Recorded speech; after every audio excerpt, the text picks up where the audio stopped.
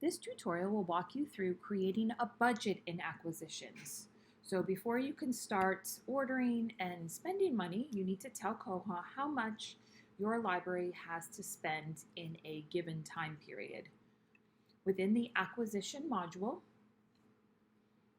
when you go to this Acquisition module, you can see that on the left-hand side, I have the ability to go to Budgets. Koha does allow you to have multiple budgets. So you can see I have an active budget already, and I also have any inactive budgets, which would be ones that had the time period has elapsed and they are no longer being used to spend money in. So I'm going to go ahead and create a new budget. We have several required fields. The first being a start date and an end date. So Koha needs to know when you are looking to spend this budget, whether that's a fiscal year, an academic year, or a shorter period given the circumstances of your budget. So let's do this as an academic year. We're going to start it in July 1. Then we're going to end it in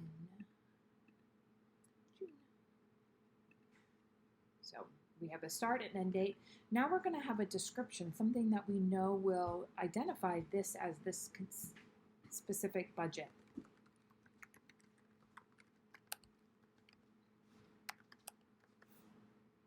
We're going to give Koha the amount of our budget. No decimals, no commas are necessary.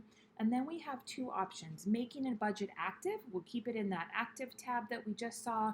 Making it inactive or not checking this box would make it that this budget was not able to be, the money to be able to be spent. I am going to make this an active budget. Then I also could lock the budget if I realized that we had spent too much money in a previous month, that I could go ahead and lock that so we couldn't spend any more for a bit. I'm going to go ahead and hit save.